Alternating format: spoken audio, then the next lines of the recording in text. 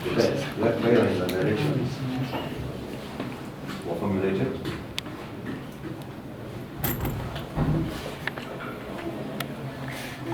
But above all, Your Honor, this Honorable Court has a discretion to grant bail on the basis of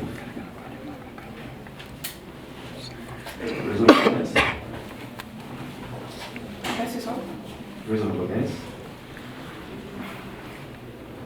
and interest of justice for both the applicants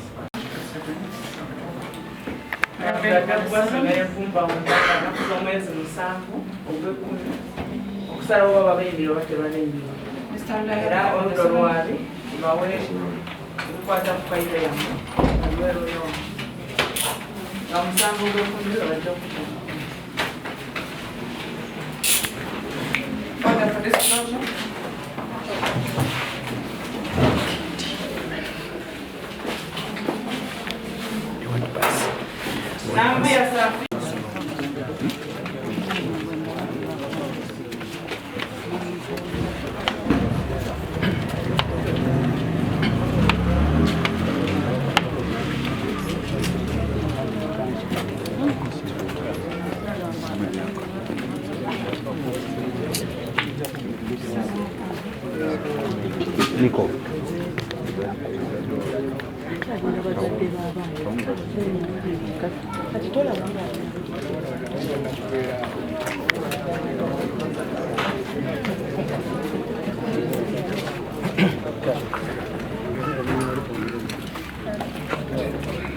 Amanya gange nze nabo magoleti. Mama yogera ko nnyo. Nze nabo magoleti. Nze mama wa Ibra imuserwadda. Ibra akolanga ani wani wakyusi nga manager. Mama nsonga ki eziriwo ezituusa okutimiza egenda okujja wano? Mwana wange bamukwatira ku kyusi wakolera ne bamutwala paka Luzira, saamanya musango ki, ate bamuleese leero mu kkooti era omusango bamusomedde siri mu mativu nagwo era simatidde na kkooti byeyogedde. Musango ki gwe bamusomedde gwo? Namusomedde nti yatataaganya poliisi ng'ekola omulimu gwayo ng'ezze ku mulimu gwe, naye nga bwe mubuuziza ngambye talina kye yatawaanya poliisi. Poliisi yagigamba ekebere mu vidiyo, mu kamera, wa poliisi n'agaana. Kati awo simanyi nsonga ki, ani ali emabega waakyo.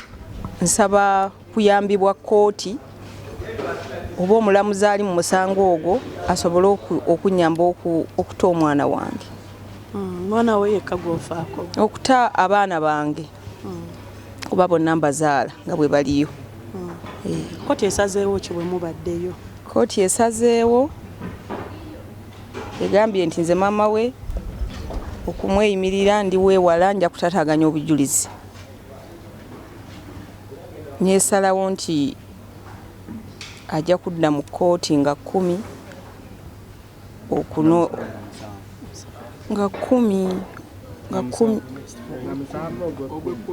7 ogw'ekkumi okusobola okuddamu okumusomera omusango.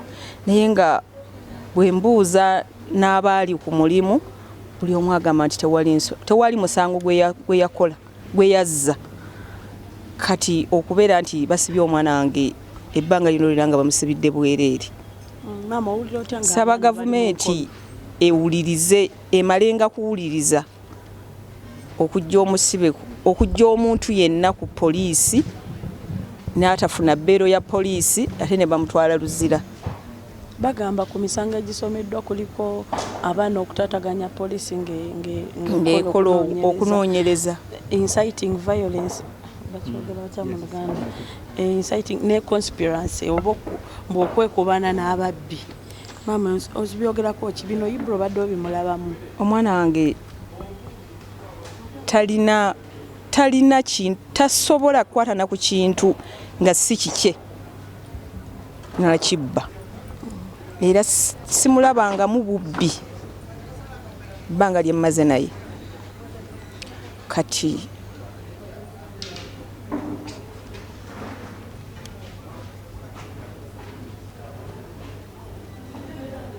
so kuva le nawulira nti omwana wange bamusiba nange nze nnyini ndi mulwadde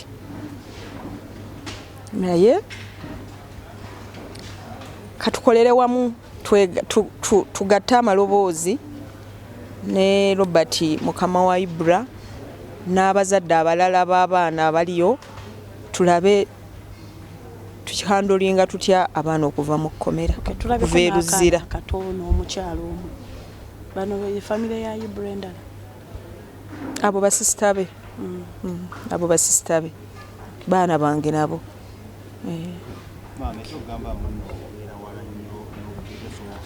tekisoboka ekyo nze ndabye nga kyekisinze nnyo okunyiiza kubanga omuntu ava embalala najja nayeeyimirira omuntu e Kampala ate omuntu nze nalimbeddeko mu makooti omuntu ava yonna ne bw'aba avudde Raakaayi asobola okujja wane mu kooti e Kampala ne yeeyimirira omuntu nze nazze nnyina ne passport yange nga njagala ngirekere kooti era mbadde njagala girekawo bakakase nti sobola kubula naye tebatuwadde chance kati simanyi lwaki bakikoze batyo era simanyi ani ali emabega w'ekyo nsaba mulamuzi abadde mu musango gw'abaana abali eruzira nga Ibra yabakulira asobole okumanya amazima asobole okusindika oyo yennyini prosecutor omuwabi wa gavumenti ajje ku kifo anoonyereze ekituufu aleme kuba nti buli abaana lwe banajja 14 days badde eruzira nnaku 14 badde eruzira si babbi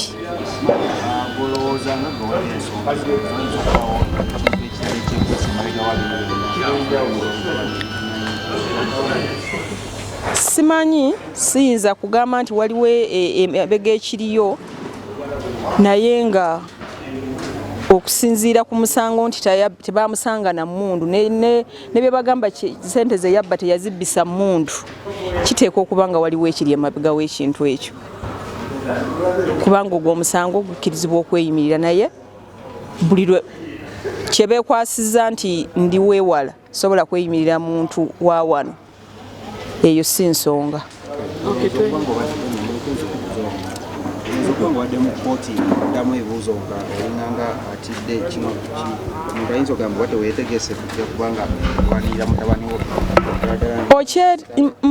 mbadde nakyetegese naye ebibuuzo bwe bijja nga byakumukumu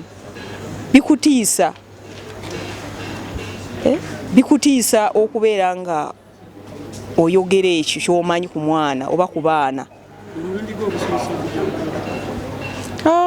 si gwe mulundi gwange ogusoose naye ate abo ekkooti gye mbaddemu badde sigijjangamu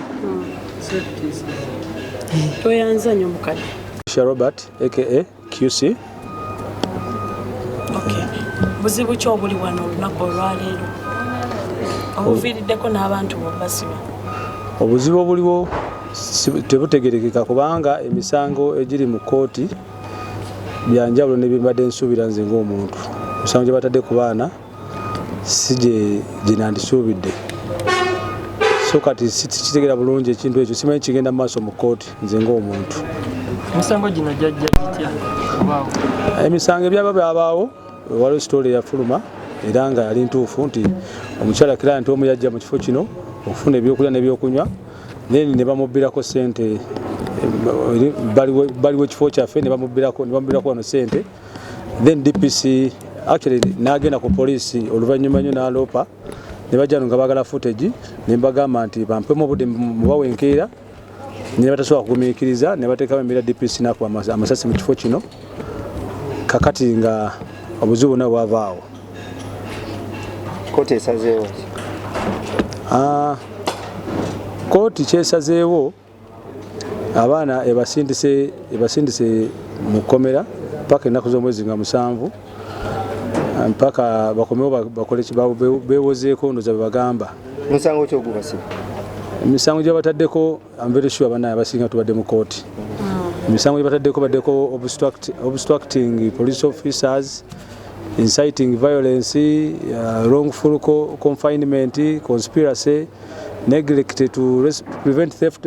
Kyesimanyi babikwataganira wa n'omusango because actually in real sense complainant omutuufu simulayo mu kooti. Complainant omutuufu yandibadde mukyala gwabako ssente naye kati obudde buno poliisi yevunaana ate yevunaana ffe nga si complainant yennyini omutuufu si yaliwo kati poliisi ye complainant kyesimanyi kikye complaininga kikye muzzaako nga Chusi company. Ensonga ezisinga obungi zonna zikwasiza lawyer era lawyer azihandolinga muzire kinaddako lawyer ajja okungaidingamu ekyo kiddako okyemanyi buli kimu kigenda mu maaso. Ogambye omukyala lwaki kyabiseko mu kooti? Omukyala kyemmanyi omukyala yakeera enkeera nga byonna bimaze okubaawo nga ensonga zimaze okuba DPC amaze okuba musasi mu kifo n'akeera ku makya n'ajja mu kifo kino ne mulaga footage n'amanya abajja bamufollowinga era bamuba n'amanya nti tetwalina musango gwonna era teri mwana nalina musango nga tatulinako musango gwonna era ne tumukubira essimu ne twamukubirako n'essimu ne kanso ntumubuuza ki ekyaliwo n'agamba tali interested musango kuba yamanya abaana si bamubba nake nyini actually nekolo ku makyako nyini nga maze omulaga footage yangamba kimu nti amusore ne muganda naye tekyayamba cause already damage yakozingiddwa dda okuva olwo sidamuwuliza era sidamulaba anywhere kakana twalize wamu musango yaguvaako ye agatalina interest musango